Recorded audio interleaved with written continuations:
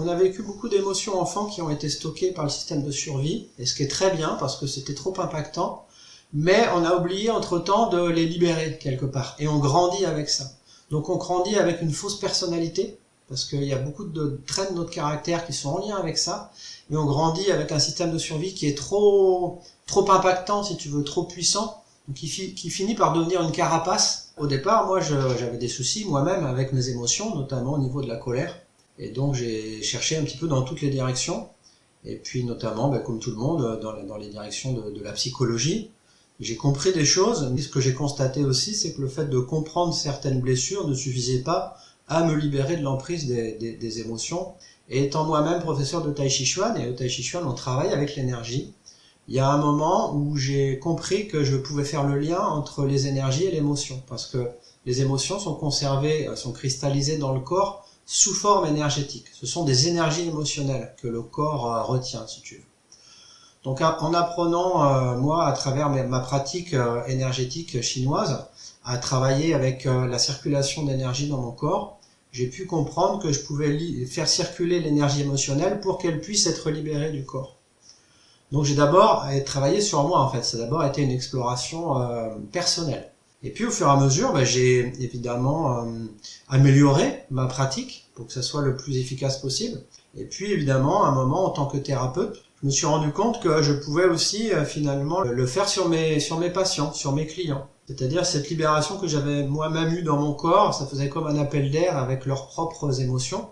Et je pouvais au travers de mon corps faire bénéficier de certaines libérations émotionnelles. Donc ça a été une première phase où moi, uniquement en tant que thérapeute, je faisais ce qu'on peut appeler des soins énergétiques, non pas où j'envoyais de l'énergie, mais je permettais à leurs énergies émotionnelles d'être libérées. Donc étant moi-même enseignant depuis 25 ans, j'étais prof de musique et prof de tai chi, j'ai eu l'idée de leur enseigner ce savoir-faire, si tu veux. C'est pour ça que je suis devenu formateur et qu'aujourd'hui, je leur transmets plutôt le moyen d'être autonome dans ce processus de libération émotionnelle. Ce qui est très important, c'est de pouvoir être autonome, parce que je me suis rendu compte que des mémoires émotionnelles, on en a beaucoup. On en a beaucoup plus que ce que l'on peut croire. Donc on peut pas aller voir un thérapeute tous les 2 jours pour libérer le corps de certaines mémoires, c'est impossible. Il faut vraiment trouver une autonomie là-dedans pour que toute sa vie, on puisse facilement non seulement libérer des stocks de mémoires anciennes, mais quelque part aussi se nettoyer au quotidien ou se libérer au quotidien du stress quotidien, de l'angoisse, de certaines peurs qui peuvent arriver à l'instant T. On ne peut pas appeler le thérapeute dès qu'on a, par exemple, un événement qui nous fait monter de la peur. Il faut absolument arriver à pouvoir être autonome sur ce processus. La libération émotionnelle, c'est d'une part libérer son inconscient de certaines mémoires traumatiques et libérer son corps des engrammes énergétiques qu'il a conservés. Donc, ce qui est très important de comprendre, c'est qu'en conservant ce stock d'émotions à l'intérieur du corps, on conserve aussi quelque part le rôle prépondérant du système de survie, qui cherche à nous protéger de ce stock. Donc qui nous coupe quelque part au niveau du ressenti de ce stock d'émotionnel. Ce qui est problématique, c'est qu'en même temps que nous couper de ce stock émotionnel à l'intérieur de nous, il nous coupe également d'une partie de nous-mêmes. Donc, je pourrais le dire comme ça, il nous coupe aussi d'une partie de notre être intérieur. Parce que si on veut avoir accès à quelque chose qui dépasse un petit peu le moi, donc on pourrait parler là de spiritualité ou de sa sagesse intérieure, de son être, de son âme, c'est comme on veut. Si on veut y avoir accès de façon tangible, c'est-à-dire de façon corporelle et ressentie, on doit absolument se libérer de ce stock émotionnel parce qu'il fait obstacle à la connexion avec notre être intérieur. Donc c'est important aussi de se libérer de ce stock pour retrouver qui l'on est. Et puis j'ai envie de dire, il y a encore un quatrième bénéfice dont on n'a pas encore parlé, mais qui est pourtant très important, parce que c'était mon cas. Pourquoi j'en suis arrivé là, vraiment, pourquoi j'étais au bout du bout. J'étais, moi, corporellement, très impacté par beaucoup d'inflammation. Et on sait aujourd'hui que les émotions jouent beaucoup dans la santé. Ont un rôle prépondérant dans tous les problèmes que l'on peut avoir, surtout les problèmes inflammatoires. Donc surtout tout ce qui est fibromyalgie, etc. Il y a beaucoup de choses qui sont en lien là avec les émotions. Donc en libérant le corps du stock émotionnel, on permet aussi à certaines maladies, certains symptômes de disparaître. Tant qu'on n'a pas fait ce travail-là, on va pouvoir travailler sur plein de plans différents, que ce soit sur le plan médical, sur le plan holistique, énergétique, et sur le plan psychologique aussi, ça ne sera pas suffisant tant que le corps contient ces énergies émotionnelles qui sont des énergies toxiques. Donc qui finissent par rendre le corps malade. Alors aujourd'hui, je pense que tout le monde est un petit peu au courant qu'on a un conscient et un inconscient. D'accord ? Je pense que beaucoup de personnes savent déjà que lorsque l'on vit un traumatisme, alors moi c'est un mot que j'utilise, mais j'utilise plus le mot choc émotionnel. Parce qu'un traumatisme, souvent on imagine quelque chose de très grave. Hein, tout le monde sait que voilà, s'il y a eu un inceste par exemple, c'est un traumatisme. Mais on a moins conscience que quelquefois un choc émotionnel, c'est une réflexion de la maman à 4 ans, c'est le papa qui n'est pas là ou qui donne pas assez d'attention. Tout ça, on va pas le qualifier de traumatisme, mais ce sont des chocs émotionnels. Ces chocs émotionnels, ils s'inscrivent pour moi de deux façons distinctes, mais qui sont liées pourtant. La première façon, elles s'inscrivent dans l'inconscient. Et ça, je pense que tout le monde le sait. Il y a des choses dont on ne se rappelle pas parce que justement, elles étaient traumatiques pour nous.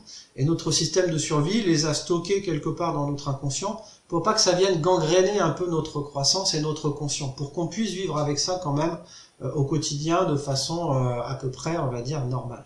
D'accord ? Ce que les gens savent moins, c'est que ces chocs émotionnels, ils s'inscrivent aussi dans le corps, sous forme de cristallisation énergétique. Notre système de survie croit bien faire parce que, quelquefois, le choc est trop important pour qu'on puisse l'encaisser en une seule fois. Donc, on va en vivre une partie, on va pleurer, on va être un peu impacté, mais il y a toute une autre partie qui va être stockée un petit peu, et qui va être mise sous le tapis, dans la mémoire cellulaire, pour qu'on puisse le digérer en plusieurs fois. Le problème, c'est que nous, on ne sait pas le digérer derrière. Donc, on va continuer de stocker. Et ces énergies, elles ont pas vocation à rester longtemps dans le corps. Elles auraient vocation à être déstockées après de façon progressive. Mais nous, dans nos sociétés occidentales, on a un problème d'une part avec le corps. On ne sait pas quoi faire avec ça. On est dans la tête tout le temps. Et puis, on a un problème avec nos émotions. Ce qui fait que le corps ne sait plus réguler naturellement l'émotion. Ce qui devrait être en capacité normalement de faire tous les jours. Il est déjà en capacité là de réguler ton rythme cardiaque, de réguler ta température, ta pression artérielle, plein de choses, ta digestion. Quand tu manges, c'est le corps qui est intelligent, qui sait qu'est-ce qu'il conserve, qu'est-ce qui est bon pour lui, et qu'est-ce qu'il va rejeter. Et ben, tu vas aux toilettes tout simplement. Tu fais pas ça avec ta tête, c'est ton corps qui sait faire ça. Quand j'ai voulu transmettre ce savoir-faire, je me suis rendu compte que ça fonctionnait pas aussi bien sur les gens que ça avait fonctionné sur moi. Donc je me suis beaucoup interrogé par rapport à ça, et j'ai fini par comprendre que tout simplement leur corps n'était pas prêt. Leur corps est trop engoncé. Les gens, tu sais, à force de vivre dans leur tête, ils ont complètement déserté le territoire interne corporel. Et moi, avec ma pratique du Tai Chi Chuan, parce que je suis professeur de Tai Chi Chuan, je pratique depuis 25 ans, mon corps était suffisamment relâché, suffisamment ouvert et suffisamment étiré pour faire circuler de l'énergie. Donc aujourd'hui, je passe d'abord par une préparation corporelle pour que l'énergie émotionnelle, une fois qu'elle a été accueillie, elle puisse circuler et être libérée par le corps. C'est-à-dire qu'on va jamais combattre un symptôme. On va pas chercher à éradiquer un symptôme. On va chercher à être dans un processus d'accueil. Parce qu'un symptôme, quelque part, c'est un appel au secours d'une part intérieure qui souffre. Donc c'est d'une part un processus corporel, parce qu'on va préparer le corps. D'autre part, c'est un processus énergétique, parce que ces cristallisations émotionnelles, on l'a dit, elles sont énergétiques, donc c'est bien de l'énergie émotionnelle qui va se libérer. On va aussi pouvoir comme ça retrouver des parts de nous en souffrance. Par exemple, un enfant qui a vécu un choc émotionnel à 4 ans, quelque part ce petit, il est toujours enfermé, il est toujours confiné avec le choc émotionnel. Ce qui a été confiné, c'est l'énergie émotionnelle, c'est la mémoire traumatique, mais c'est aussi la part de toi qui à 4 ans a vécu ce stock-là. Donc ça va être très très très important aussi au niveau psychologique de retrouver cette part de l'enfance pour qu'elle puisse là non plus être libérée, mais être accueillie déjà. Être accueillie, entendue et du coup réintégrée dans la psyché, réintégrée dans ton être global. Parce que cette part, elle te manque. Et dans un quatrième temps, il y a ce côté que j'appellerais moi spirituel, parce que pour moi la spiritualité c'est tangible, c'est très concret, cette connexion avec notre être intérieur, c'est tout simplement ça la spiritualité, et elle nous manque, parce qu'à force de cliver des espaces en nous, à force qu'il y ait des espaces intérieurs qui soient confinés, on n'a plus accès à ça. L'intérieur ça ressemble plus à une prison qu'à la connexion à notre être. Et ça nous manque terriblement au quotidien. Il nous manque non seulement des parties de nous qui ont été confinées, des parties psychologiques, mais il nous manque aussi l'accès à notre être intérieur, parce que le système de survie est trop actif. Eh bien, le conseil que je donnerais principalement, c'est justement d'arrêter de gérer les émotions. Parce que ce qu'il faut comprendre, c'est qu'aujourd'hui tu as moult propositions, et je le sais parce que j'étais sophrologue avant, hein. Par exemple en sophrologie où on va gérer les émotions. À partir du moment où tu considères que tu dois gérer un stock, dans une entreprise, tu as un entrepôt, et tu fais de la gestion de stock, c'est que tu considères qu'il est tout à fait normal qu'il y ait un stock. Dans une entreprise, c'est normal. Donc tu vas apprendre à gérer le stock.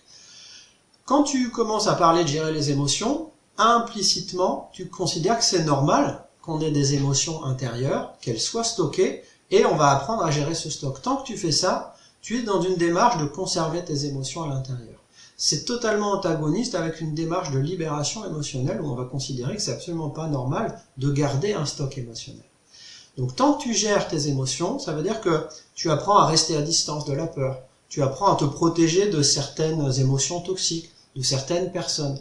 Et là, tu es toujours dans la gestion. Ça veut dire que peut-être, effectivement, tu vas sentir moins de peur au quotidien, tu vas te protéger, donc tu vas être moins perturbé émotionnellement, mais jamais, au grand jamais, tu vas pouvoir te libérer de ton stock. Il va toujours être là, conservé. Donc, ça veut dire que tu n'as pas les bénéfices secondaires d'une libération. Ces bénéfices, ils sont déjà dans le bien-être au quotidien que tu vas retrouver à ne plus lutter, à ne plus contrôler. Parce qu'on est toujours dans le contrôle, et plus tu contrôles, plus tu renforces, je te l'ai dit, ton système de survie, mais tu renforces ton mental aussi, qui va tout analyser et tout contrôler. Et ça finit par être épuisant en fait. C'est épuisant de contrôler son environnement pour mettre à distance les émotions qu'on juge comme trop perturbantes pour nous. Donc le premier bénéfice, c'est de retrouver déjà une énergie qui va être à nouveau disponible, parce qu'elle était d'abord utilisée pour contrôler son environnement. Donc dans les bénéfices, on va aussi avoir un mental qui est moins puissant, parce qu'on lui donne moins de pouvoir. Plus tu redonnes de pouvoir à ton corps, eh bien quelque part tu enlèves du pouvoir à ton mental, donc tu enlèves aussi du contrôle. Donc ça c'est déjà très important. Cette préparation corporelle qu'on va avoir, je te l'ai dit, on va travailler beaucoup sur le relâchement, ça veut dire qu'on va aussi gagner en lâcher prise. Parce que on entend souvent, il faut lâcher prise, mais ces injonctions, elles veulent rien dire. Comment on fait pour lâcher prise? Ça passe d'abord par le corps. En permettant au corps de vraiment lâcher prise et de se relâcher corporellement, on a quelque chose de tangible là, au niveau du lâcher prise. Donc il y a moins de contrôle et il y a moins d'énergie qui est utilisée pour ce contrôle. Donc déjà on retrouve du bien-être corporel. On va apprendre à ouvrir le corps pour que l'énergie émotionnelle puisse sortir, on va retrouver de l'ouverture corporelle aussi. Donc déjà corporellement on va se sentir mieux, d'accord? Et puis émotionnellement, on va être moins impacté au quotidien. Ça veut pas dire que tu vas plus vivre d'émotions, pas du tout. Mais ça veut dire que tu vas être beaucoup moins dans les réactions. Quand tu accueilles, t'es pas dans les réactions. T'es pas dans l'interaction par rapport à l'autre, où on dit souvent aussi, il faut exprimer ses émotions. Alors t'as des gens, ils vont t'abreuver tout le temps de ce qu'ils sont en train de vivre. C'est pas forcément judicieux. Ce qui est judicieux, c'est d'accueillir l'émotion en toi pour qu'elle puisse être libérée. Et ensuite, quand tu vas pouvoir communiquer avec l'autre sans être en émotion, tu vas pouvoir communiquer de façon beaucoup plus claire, beaucoup plus précise, et beaucoup plus, on va dire, apaisé que si tu es en émotion et que tu cherches à exprimer tes émotions. Et là, souvent, tu vas compliquer la communication et la relation. Ton système de défense, c'est l'instinct de survie, en fait, c'est l'ego. Lui, il a 3 modalités. La fuite, la lutte ou la sidération, le figement. Face à une émotion, tu as certains qui vont être plutôt dans la lutte. Donc, ils vont, quelque part, réagir pour avoir raison, pour s'imposer. Tu vois, ça c'est le système de survie qui est à l'œuvre. Ça veut dire que pour pas venir toucher ton émotion présente, elle va s'imposer pour avoir quelque part gain de cause. Tu as la fuite, c'est-à-dire des gens vont plutôt subir les choses et s'en aller, ou faire le dos rond, ou éviter certaines situations. Et puis la sidération, ça nous est arrivé aussi peut-être à toi, à tout le monde, d'être complètement séché par une situation, tu sais plus quoi dire, tu rougis, là tu as le figement, c'est aussi un mode défensif de ton système, de ton instinct de survie. Donc l'idée, c'est de ne pas aller avec ces 3 modalités. Il n'y a qu'à force de rentrer dans ce processus d'accueil inconditionnel, et puis cette préparation corporelle en amont, que ton corps va pouvoir reprendre la main justement sur la régulation de l'émotion. Sinon, c'est soit ton mental qui contrôle, soit ton système de survie qui a pris la main. Là, j'ai un témoignage qui vient d'arriver d'une cliente qui me dit, écoute, j'ai vécu la première fois où j'ai pu, on va dire, communiquer sur ce que je ressentais sans être en émotion. Et j'ai vu la différence que ça pouvait avoir. Quand tu es toi en émotion, c'est-à-dire que tu es perturbé par de l'émotion. Par exemple, si c'est ton supérieur qui induit cette stimulation, si tu communiques à cet instant-là, il va y avoir des frictions. Ok ?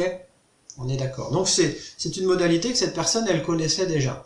Donc ça lui avait joué des tours, et elle s'était plutôt dit, bah du coup maintenant je garde ça pour moi. Donc je ne communique plus mes émotions, et je garde tout pour moi. Ce qui est pas bon non plus, parce que ce qui finit par te rendre malade, et ce qui finit aussi par mettre une distance entre toi et elle, c'était son supérieur par exemple. D'accord? Avec ce qu'elle a appris dans cette formation à libérer ses émotions, elle s'est d'abord occupée de ce qu'elle ressentait elle, c'est-à-dire qu'elle avait reçu, alors je sais plus, hein, une injonction, quelque chose qui la perturbait vraiment, qui la révoltait même. Hein. Et donc elle a d'abord accueilli ça, elle a d'abord permis à son corps de libérer l'énergie émotionnelle qui était en lien avec cette situation. Une fois qu'elle s'est sentie apaisée, elle est retournée vers son supérieur et elle a pu lui communiquer pourquoi ça ne lui convenait pas, ce qu'elle aurait préféré. Et là, ils ont pu rentrer dans un dialogue constructif. Et elle m'a partagé ça tout de suite. Elle m'a dit « Waouh, j'adore parce que c'est la première fois que je peux communiquer sur quelque chose qui n'est pas juste pour moi. Mais comme je n'étais plus en émotion, j'ai pu l'exprimer de façon très claire et sans émotionnel. Du coup, mon émotionnel n'a pas réveillé son émotionnel. Mon système de défense n'a pas combattu avec son système de défense. Parce que c'est ça qui se passe. Et du coup, on a pu avoir quelque chose de constructif. Et ça, c'est du concret, tu vois, ça, c'est du tangible. Pour certains, ça va être d'abord le rapport au corps qui va complètement changer. Parce que, je te dis, cette distance que tu mets avec tes émotions, c'est une distance que tu mets aussi avec ton ressenti corporel. Donc, une fois que ce ressenti corporel, il est beaucoup plus tangible, il y a plein de choses qui arrivent derrière. Tu ressens beaucoup plus aussi les émotions positives. Donc, tu ressens plus la joie, tu ressens plus l'amour au quotidien, tu ressens plus la paix intérieure. Ça devient beaucoup plus tangible. Donc pour certains, ça va être ça qui va arriver en premier. Pour d'autres, eh bien, ça va être d'être beaucoup moins sous contrôle, donc beaucoup moins sous pression, d'être capable d'évacuer de la pression de façon beaucoup plus rapide. Pour d'autres, c'est un peu plus long à venir, mais ça va être d'accéder de plus en plus à qui ils sont vraiment. Donc ça, c'est très important aussi. Parce que accéder vraiment à ces parts intérieures qui ont été confinées, et puis à son être profond, ça change la vie aussi. D'accord ? Pour une autre personne, je me rappelle très bien, ça avait été incroyable, c'est une expérience que je raconte souvent, où la première fois elle a vécu une libération émotionnelle, c'était en direct, hein. Elle a remis ses lunettes, elle les enlevait, elle les remettait, et elle regardait partout autour d'elle, je dis mais qu'est-ce qui se passe? Il y a un problème. Et elle me disait, je ne vois plus de la même façon. C'est-à-dire que ta façon de voir le monde, elle est filtrée. Et ce filtre, c'est le même filtre qui te protège de ce fameux stock émotionnel. Une fois que ces émotions elles sont libérées, ce filtre il est atténué. Ça veut dire qu'il y a moins de filtre aussi de ce que tu vois, de ce que tu perçois de la vie, de ce que tu perçois des autres. Donc c'est vrai aussi que ta façon de voir le monde, elle change aussi radicalement en fonction de si tu as une grosse couche émotionnelle et un gros filtre ou si ça s'est libéré. Donc tu vois, ça peut vraiment interagir sur plein de domaines différents et chacun va le vivre un petit peu à sa façon. Ça peut être rapide parce qu'en 2 mois on a appris ce qu'il fallait faire. Mais ça va pas être en une fois, ça va pas être un truc et astuce. On va pas être au rayon des trucs et astuces. Alors le défi, c'est le défi de la transformation profonde, hein, de cette démarche qui n'est pas au départ une démarche de bien-être. Parce que c'est tellement à la mode le bien-être, ça veut dire que à force de rechercher toujours le bien-être, on va fuir les inconforts. Et puis on a ce mode binaire dans le mental qui nous dit si on fait pas du bien-être, on recherche le mal-être. Pas du tout. Mais si on est capable d'accueillir l'inconfort, on va être capable d'accueillir l'émotion. Parce que quand on est perturbé par une émotion, eh bien, on a la boule au ventre, par exemple, ou un nœud dans la gorge. Ça, c'est très inconfortable. Donc là, on va prendre des habitudes depuis très longtemps pour fuir ça, pour gérer ça ou pour l'enfouir plus profond. Une démarche d'accueil, on est à l'inverse de ça. On va accueillir ce qui est inconfortable. Donc là, il y a 2 défis. C'est se relâcher dans l'inconfort. Et puis, c'est d'être dans une démarche qui est contre-instinctive. Donc on va aller à l'inverse un petit peu de notre instinct de survie qui cherche à nous protéger du ressenti inconfortable de l'émotion. L'erreur la plus courante, c'est souvent une question que je pose aux personnes que j'ai au téléphone. Elles me disent « j'accueille mes émotions ». Et elles me sortent toute une litanie où elles vont gérer l'émotion. C'est-à-dire que les gens gèrent l'émotion en croyant accueillir l'émotion. Alors que ce sont 2 démarches antagonistes. Quand tu gères, tu considères que tu dois garder le stock émotionnel. Quand dans une démarche d'accueil, justement, tu ne fais rien du tout. Tu t'ouvres complètement à ressentir l'émotion. Donc, tu n'es pas du tout dans la prise en charge. Donc, quand les gens, par exemple, essayent de respirer pour se calmer, ils sont dans la gestion, ils ne sont pas dans l'accueil. Quand les gens essaient de comprendre d'où vient l'émotion, ils essaient de faire ça pour accueillir, mais c'est une prise en charge mentale. Ça veut dire qu'on n'est pas dans l'accueil, on est encore dans la gestion. Il y a souvent des amalgames comme ça, des confusions, où les personnes pensent accueillir l'émotion alors qu'elles font de la gestion, donc de la prise en charge. Faites confiance à votre corps. C'est-à-dire que par défaut, en mode par défaut, on fait confiance à la voix qui est dans notre tête. C'est-à-dire qu'il y a une voix dans la tête qui fait toujours blabla, et on lui donne souvent toute notre attention et toute notre confiance. Si on continue comme ça, on peut pas donner d'attention au corps et de la confiance. Et pourtant, le corps, il a une intelligence merveilleuse. Imagine là, pendant qu'on est en train de parler, tout ce qu'il est en train de faire tout seul, sans que tu aies besoin de t'en occuper, sans que ta tête ait besoin de t'en occuper. Imagine les milliards de fonctionnalités qui sont en train de se mettre en place. Pourquoi il serait totalement idiot avec les émotions? C'est son job normalement. C'est à lui de prendre ça en charge. Donc c'est arrêter de faire confiance à notre mental pour prendre en charge l'émotionnel. C'est redonner le pouvoir au corps, c'est sa fonction première. Pour aller aux toilettes, c'est lui qui décide, c'est lui qui te fait sentir un inconfort parce que c'est le moment d'y aller. Et bien pour la libération émotionnelle, c'est la même chose. Souvent les gens pensent vivre une crise d'angoisse, alors que c'est juste le corps qui est en train de vouloir déstocker de l'émotion. Et plutôt que d'aller au bout du processus, eh bien ils vont aller prendre des anxiolytiques, faire de la respiration pour calmer ça, alors qu'il fallait juste aller au bout du processus. C'était un processus de libération émotionnelle qui avait commencé à être mis en place par le corps. Et nous, on fait que de le contrer, en pensant qu'il se trompe. Non, quand le corps te fait vivre une émotion, il se trompe pas. Il est en train de te dire, il y a quelque chose là, je le réveille, exactement comme tu as envie de vomir, c'est pas agréable, quoi. Il t'envoie des signaux qui sont inconfortables. D'accord? Tu as des personnes qui vont prendre ça en charge en se disant, c'est pas normal. Donc ils vont tout faire pour pas vomir. Donc ils vivent pas un moment inconfortable, mais ils gardent toute la matière toxique à l'intérieur. Pour les émotions, on fait la même chose. C'est ça qui est dramatique. On va pas au bout du processus, parce qu'on n'a pas confiance dans ce que nous propose le corps. Vraiment, l'avenir, il est ici pour moi, parce qu'on souffre beaucoup, que ce soit dans le monde du travail, dans le monde politique, dans tous les milieux de systèmes de défense qui sont contre d'autres systèmes de défense, et on ne s'entend pas. Parce que chacun défend son bout de gras, si tu veux, alors que c'est juste de l'émotionnel. Si l'émotionnel était libéré, on peut se parler, même sur des avis divergents, de façon beaucoup plus pacifiée. Et c'est comme ça qu'on va avancer ensemble, et c'est comme ça qu'on va construire aussi une société beaucoup plus apaisée, beaucoup plus ouverte. Et ça commence par soi, en fait. La bonne intention, elle suffit pas. Si toi, tu es empli d'émotions, tu dégages plein d'énergie émotionnelle, même si tu as une bonne intention d'amener la paix dans le monde, commence par pacifier déjà ton environnement. Commence par pacifier ton intériorité, et ça va se ressentir déjà dans le rapport aux autres. Et comme ça va se démultiplier.